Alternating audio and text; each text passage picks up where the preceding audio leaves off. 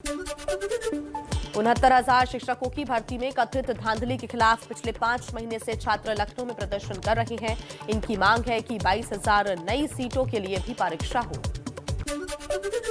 Samajwadi party के अध्यक्ष अखिलेश यादव ने लखनऊ में छात्रों पर लाठीचार्ज की निंदा की। वीडियो ट्वीट कर लिखा, भाजपा के राज में भावी शिक्षकों पर लाठीचार्ज करके विश्व गुरु बनने का मार्ग प्रशस्त किया जा रहा है। युवा कहे आज नहीं चाहिए बीजेपी। आम आदमी पार्टी ने भी लखनऊ लाठीचार्ज के खिलाफ ट्विटर पर लिखा, आदित्यनाथ जी जितना मन चाहे इन बेरोजगार नौजवानों को पिटवा लीजिए, लेकिन बेरोजगारों पर हो रहे जुर्म आपकी सत्ता के ताबूत में आखिरी कील साबित होगी। संयुक्त किसान मोर्चा की बैठक में मांगे माने जाने तक आंदोलन जारी रखने का फैसला। एमएसपी गारंटी समेत सभी मुद्दों पर सरकार से बात करने के लिए 5 किसान नेताओं के नाम तय। 7 दिसंबर को अगली बैठक होगी। संयुक्त किसान मोर्चा ने सरकार से बातचीत के लिए 5 सदस्यों की जो कमेटी बनाई, उसमें बलवीर राजवाल, गुरनाम चढ़ुनी, अशोक धवले, शिव कुमार कक्का, युद्धवीर सिंह शामिल हैं। संयुक्त किसान मोर्चा द्वारा बनाई गई कमेटी के सदस्य युद्धवीर सिंह ने कहा कि सरकार की तरफ से गृह मंत्री और कृषि मंत्री बात कर रही हैं, सरकार समाधान चाहती है। संयुक्त किसान मोर्चा ने कहा, कृषि कानून रद्द होना किसानों की जीत है, हम अपनी मांगों पर कायम हैं। एमएसपी पर गारंटी कानून बने, केस वापस लिए जाएं, स्मारक के लिए जमीन मिले, तभी घर वापसी का फैसला होगा। भारतीय किसान यूनियन के प्रवक्ता राकेश टिकैत ने कहा, मांगे पूरी होने तक आंदोलन जारी रहेगा। सरकार मांगे मान ले तो आंदोलन खत्म कर देंगे। संयुक्त किसान मोर्चा ने आंदोलन के दौरान जान गंवाने वाले 702 किसानों के नाम कृषि मंत्रालय को भेज दिए हैं। कल कृषि मंत्री ने कहा था, हमारे पास मारे गए किसानों की जानकारी नहीं है। मृतक किसानों के लिए मुआवजे की मांग से कृषि मंत्री ने किया किनारा। ग्वालियर में नरेंद्र सिंह तोमर बोले, अब कोई विषय बचा नहीं है, सभी किसान अपने घर को जाएं। यूपी के डिप्टी सीएम केशव प्रसाद मौर्य का अखिलेश यादव पर हमला। अंबेडकर नगर में अखिलेश को कहा अखिलेश अली जिन्ना। अखिलेश ने जिन्ना को आजादी का नायक कहा था। यूपी टीईटी पेपर लीक मामले में सीसीटीवी फुटेज आया सामने। पर्चा छपने से पहले 23 अक्टूबर 2021 को नोएडा के एक होटल में आरोपी राय अनूप प्रसाद और परीक्षा नियामक प्राधिकारी संजय उपाध्याय की हुई थी मुलाकात। यूपी टीईटी पेपर लीक घोटाले पर अखिलेश यादव का बड़ा आरोप, कहा बियर गोदाम के पत्ते पर छपा था यूपी टीईटी का पर्चा। उत्तर प्रदेश के साप्ताहिक सर्वे में दिख रही है बीजेपी एसपी में कांटे की टक्कर। बीजेपी और एसपी का वोट शेयर इस हफ्ते 1-1% बढ़ा, लेकिन मायावती को वोट शेयर में गिरावट नजर आई। हरदोई में यूपी विधानसभा के उपाध्यक्ष नितिन अग्रवाल का बयान, कहा किसी भी दरोगा थानेदार को थाने में रहना है तो बीजेपी कार्यकर्ता का सम्मान करना होगा, चाय पिलानी होगी।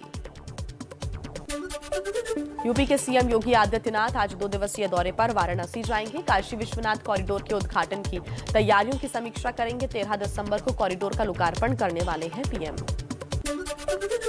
राहुल गांधी आज उत्तर प्रदेश के प्रयागराज जाएंगे। एक निजी कार्यक्रम में शामिल होंगे। पार्टी कार्यकर्ताओं से भी कर सकते हैं मुलाकात। केंद्रीय मंत्री स्मृति ईरानी आज एक दिन के अमेठी दौरे पर जन स्वास्थ्य आरोग्य मेला कार्यक्रम में शामिल होंगी। कई योजनाओं की शुरुआत भी करेंगी। पंजाब में कांग्रेस की बढ़ सकती है मुश्किलें। गृह मंत्री अमित शाह का बयान, गठबंधन के लिए कैप्टन अमरिंदर सिंह और अकाली दल के पूर्व नेता सुखदेव ढिंडसा से बातचीत चल रही है।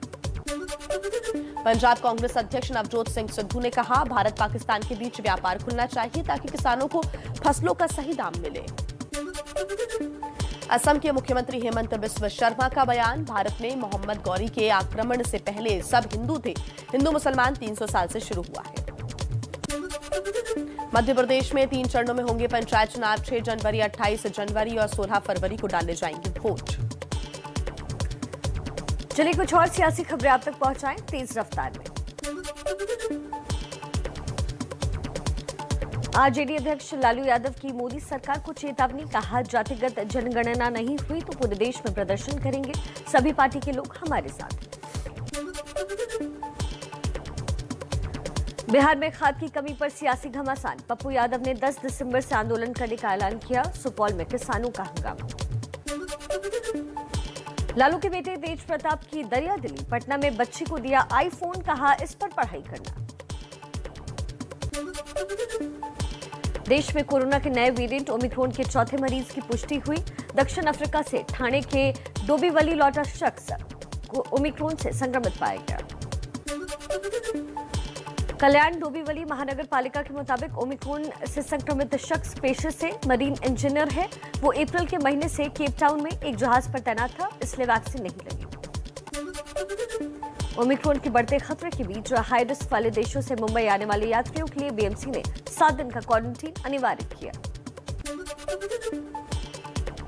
मुंबई की मेयर से लोगों से जल्द वैक्सीन की दोनों डोजेस लेने की अपील की। कहा डरने की जरूरत नहीं, लेकिन सावधानी बेहद जरूरी। गुजरात में भी ओमिक्रॉन का पहला मामला सामने आया। जिम्बाब्वे से जामनगर लौटे 72 साल का बुजुर्ग का सैंपल ओमिक्रॉन पॉजिटिव निकला है।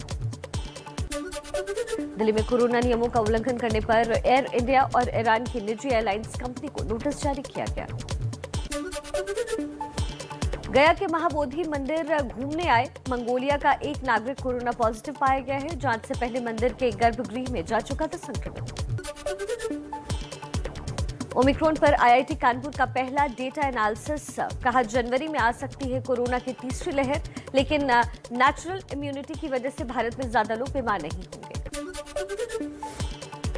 केंद्रीय स्वास्थ्य मंत्रालय ने कर्नाटक, केरल, तमिलनाडु, जम्मू कश्मीर, ओडिशा और मिजोरम को लिखी चिट्ठी टीकाकरण को और तेज करने की अपील की। कोरोना के खिलाफ संपूर्ण टीकाकरण करने वाला देश का पहला राज्य बना हिमाचल प्रदेश। 53,86,393 वयस्कों को लगाई गई वैक्सीन की दोनों डोजेस। आज बीएसएफ का 57वां स्थापना दिवस। जैसलमेर बॉर्डर पर जवानों को संबोधित करेंगे गृह मंत्री अमित शाह। गृह मंत्री अमित शाह ने जैसलमेर में बीएसएफ की बॉर्डर पोस्ट का दौरा किया। जवानों के साथ डिनर कर बढ़ाया हौसला। जैसलमेर पहुंचे अमित शाह का बीएसएफ जवानों को सौगात। बोले अब परिवार के साथ 100 दिन रह सकेंगे जवान। सभी अस्पतालों में होगा कैशलेस इलाज। परिवार के लोगों को भी मिलेगा हेल्थ कार्ड। नेवी डे पर कोच्चि में नौसेना का शक्ति प्रदर्शन। नौसेना ने अपनी ऑपरेशनल तैयारियों का मुजाहिरा किया।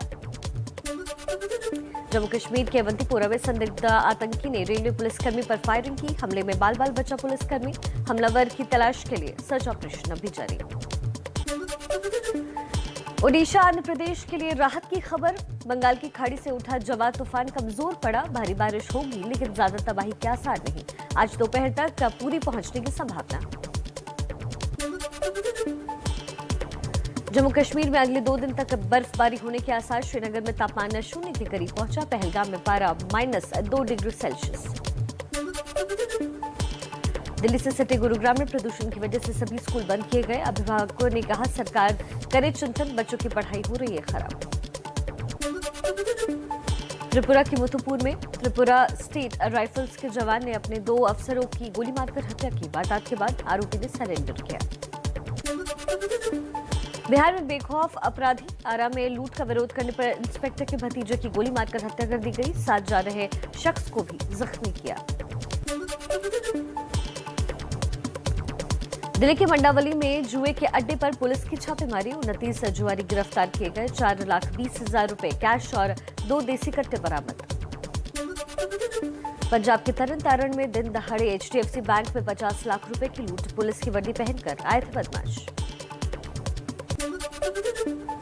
नाबालिग से रेप मामले में बरेली पुलिस की मेहनत रंग लाई। अदालत ने 12 वर्किंग डे में आरोपी को सुनाई आजीवन कारावास की सजा।